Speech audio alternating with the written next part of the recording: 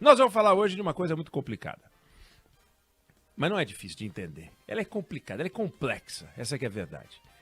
Certos assuntos, quando a gente vai discutir, se a gente não separar, vira uma grande confusão. Então vamos separar. Ontem, o Senado, e a Câmara vai resolver, mas o Senado, aprovou, mas assim numa velocidade impressionante, a velocidade em que a Terra gira, uma proposta de emenda constitucional criando um pacote de bondades em parceria com o governo federal.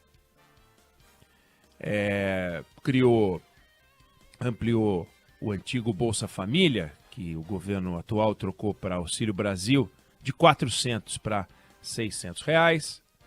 Criou um voucher mensal de R$ 1.000 para os caminhoneiros, ampliou o Vale Gás, fez um sistema de compensação para os estados pela gratuidade em transporte público para pessoas mais velhas, deu benefícios para taxistas, entre outras medidas, um pacote de mais de 40 bilhões de reais aprovados, assim, pá! Obviamente a Câmara vai confirmar. Bom, quem olha esse pacote fala que bacana.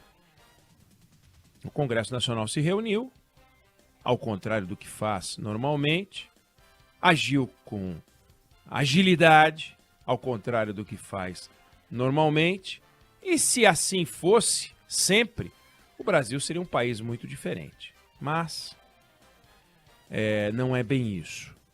O Brasil é o país igual de sempre, justamente por coisas desse tipo. E aí alguém vai falar assim, mas peraí, pô, não é bom, não é importante cuidar de quem mais precisa, justamente a camada mais pobre da população, que estava ganhando R$ 400 e merece ganhar 600? Ou o Bolsa Família teria que ser mantido nos valores anteriores, né? Não é justo que os caminhoneiros que pagam um preço absurdo pelo diesel e não podem repassar para o frete tudo, porque se repassarem para o frete tudo, os preços explodem e não dá. Estão diminuindo sua margem, e quando eles ligam o caminhão e quando chegam no destino, às vezes tiveram prejuízo. Estourou um pneu a mais, dançou. Não é justo dar um suporte para os caminhoneiros?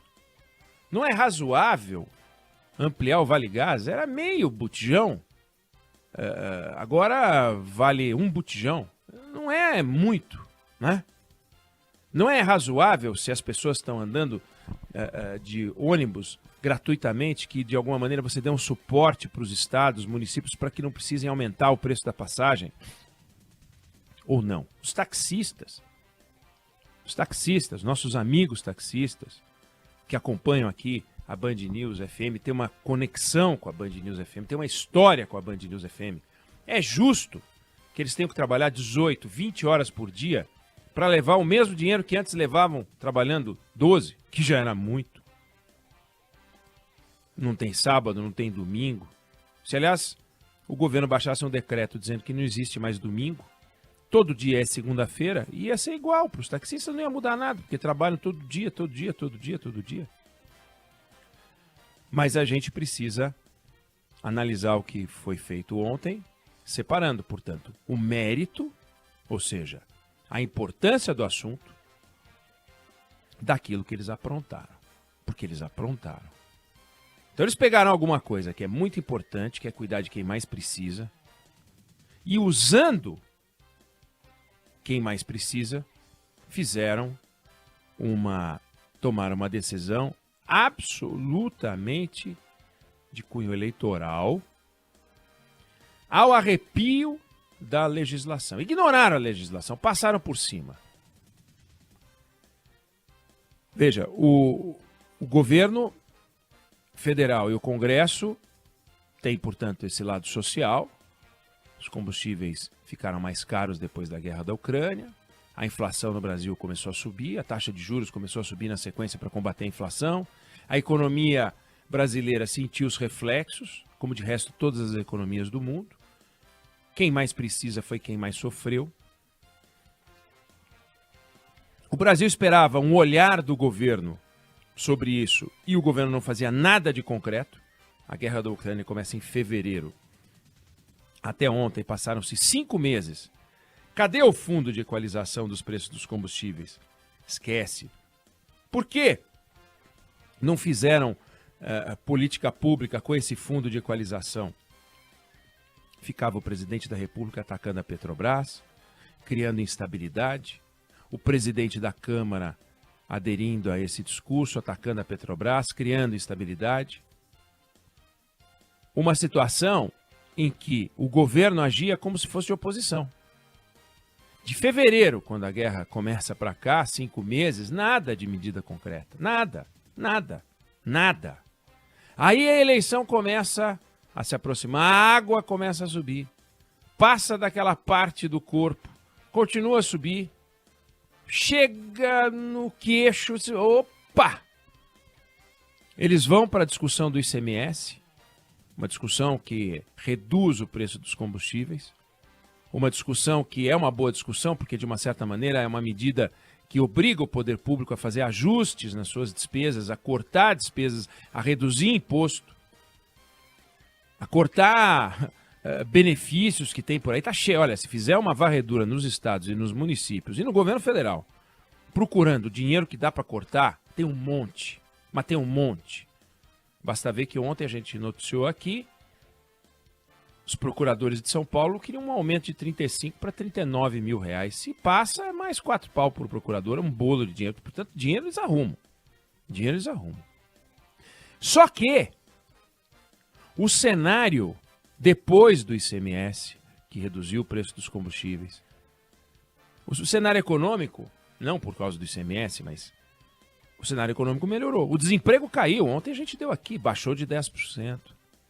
As perspectivas da economia, os prognósticos melhoraram. Falava-se num crescimento zero para 2022, já tem gente falando em crescimento que pode passar de 1, pode passar de 1,5, tem gente falando em 2. Então, as coisas melhoraram. Do início da guerra para cá, o Brasil se adaptou. Havia uma previsão assustadora de uma quebra de safra por falta de fertilizantes. Os cenários eram dramáticos. Como eram dramáticos, como foram dramáticos quando começou a pandemia, e as coisas foram se acomodando. No entanto, para aprovar esse pacote, fizeram uma proposta de emenda constitucional, dizendo que a gente vive uma situação que decorre abre aspas, elevação extraordinária e imprevisível dos preços do petróleo, combustíveis e seus derivados e dos impactos sociais deles decorrentes, fecha aspas. Criaram algo que a lei eleitoral diz que é, junto com calamidade pública, a única exceção para você poder criar programas sociais absolutamente proibidos em ano eleitoral. É proibido, não pode. Então, se tem uma lei dizendo que você não pode fazer uma coisa, você não pode fazer aquela coisa. Por que não fizeram nada antes? Por que não criaram o fundo? Não fizeram nada. Aí vem as pesquisas, aí vai batendo o desespero. Eles pegaram a legislação e torceram como quem torce um pano até esgarçar. Pegaram a Constituição, pegaram a legislação vigente e torceram. Rasgaram de uma maneira descarada. E, com isso, em seguida pegaram um martelo, arrombaram os cofres públicos, porque foi isso que eles fizeram, inventaram algo que não existe, que é uma situação em que os preços estão com uma elevação imprevisível,